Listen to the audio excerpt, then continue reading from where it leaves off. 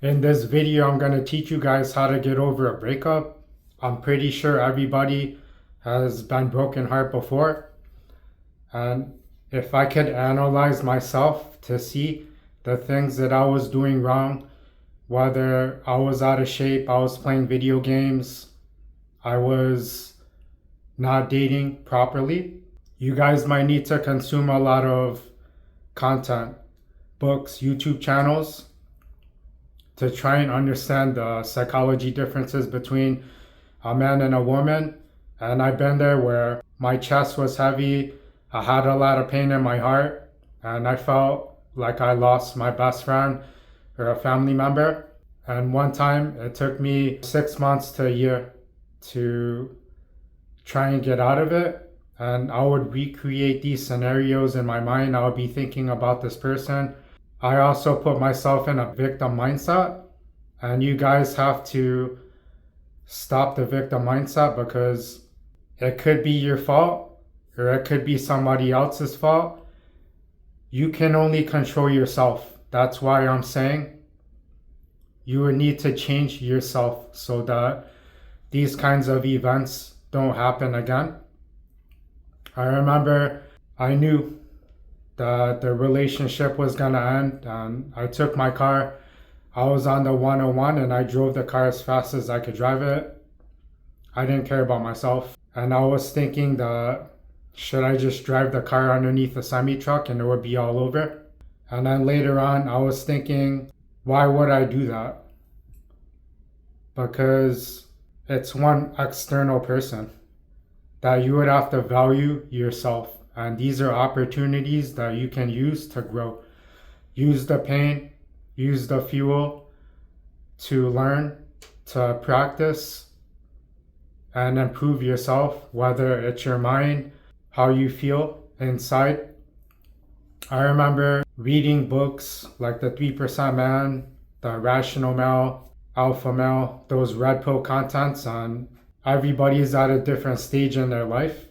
And I could understand you guys if you're super heartbroken, where you would be listening to negative music. There would be times where I would just cry, because it hurt so bad. Because understand, from a historical standpoint, that men, they would go to war and they would die for their country, their family. And if you could look at it from both sides of the point of view, where you have the freedom to be with whoever you want, and the other person has the freedom to be with whoever they want. Some guys would say negative things about their ex, but you love them at some point in time, and whatever I wish for someone else, I wish for myself. So I wish my exes the best in life. I hope they're healthy. I hope they're happy. And I also hope those things for me as well. You guys could try to journal out what happened to have a complete picture, because if you're just thinking of events, you're just thinking of puzzle pieces. Versus if you could journal it out, or if you want to record a video of yourself talking, that you would have a more complete picture to understand what you did right and what you did wrong. I essentially took all of the gifts, all of the effects, the letters, the pictures, and delete them or throw them away. And assume that she's not coming back, assume she's dead already. For social medias, make sure you delete those apps off of your phone. Disconnect from that person if you have to block them, or if they blocked you, it is what it is. And this is a time for you guys to improve yourself. In terms of your knowledge, you guys could read books, consume content, go for walks, go to the gym. Focus on things that make you happy. Focus on your hobbies, your passions, and try and get busy. You do have to process the pain and the events, but then don't dwell on them.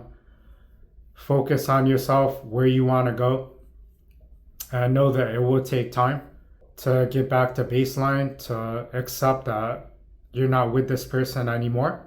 I went through a socializer course for a year. It taught me structure, lines, how to have the proper mindset. And if I approached 100 women in a mall, I probably get 10 numbers. I go on 5 to 7 dates and then I'll close on 3 to 4. Those are the numbers. And it's better to approach in real life than to use the applications because 80% of the users on apps, they're the guys or they're bots. Plus, you need to build your confidence to be able to speak to these people. And when you're in the gym, you could get stronger. You could prove to yourself that you love yourself first so that other people can love you as well. Because the love that I have for myself, it's proportional to the love that I could give to someone else. Make sure you guys are going out, go to coffee shops, go to parks. You could go to a library, church if you're religious. You could also do like dancing class or martial arts. Do things that make you happy, that add to your life. And if you need to take time to be in solitude, it's all good. You could try to hang out with your friends and just know that it takes time to heal. You could go to places that you've always wanted to go to restaurants that you've always wanted to go to, travel, do things that you weren't doing when you were with this person, and understand that have faith and fate, that things happen for a reason. Even if I make mistakes, they're meant to be. It happened, and to have acceptance for it. You can more hang out with your friends if you're into martial arts or drawing, listening to music, going out for drives, do those kinds of things.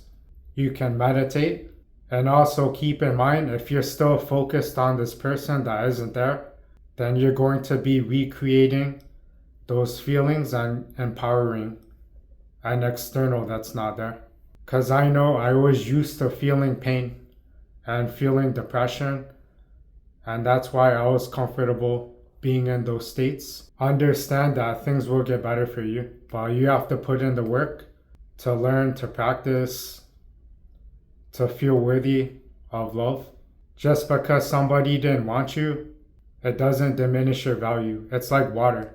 If I asked you to buy a bottle of water, you probably wouldn't want it. But then if you were in the desert and I offered you some water, I bet anything that you would buy it at any price. Have understanding, kindness, and compassion for yourself, because we all make mistakes. We all go through heartbreak, whether we're breaking somebody's heart or somebody else is breaking our hearts. I grew up without my mother. She bounced when I was 3 months, and for the longest time I blamed my dad for it. But then I met her when she was 39 and I asked her, do you love yourself? And she couldn't answer that question, and I knew right then she didn't love herself. That's why she couldn't come back for me, and I had to love myself. You guys can prove that you love yourself through the actions that you're doing, whether you're waking up early, you're doing morning affirmations to reprogram your mind, you're journaling, your inputs to get to your goals, you're saying affirmations to yourself, post it on the mirror, high five yourself when you look in the mirror, and give yourself credit for all of the things that you're doing. Make sure you're going to the gym in the morning so that you could work on your body and your mind and how you feel, because if you look good, you're going to feel good. Everything is connected in life. Even doing community service to give back to another organization, to be selfless, is a way of how you can try and feel better. Try and talk to people. Maybe you could ask them for advice or get them to talk about themselves, give compliments, those kinds of things. I recommend that you guys just cut off contact with the person, because if they don't want you, it's all good. It's on to the next. That's the mindset that you guys have to have. I hope that you could bounce back stronger and improve yourself, because it is an opportunity to grow.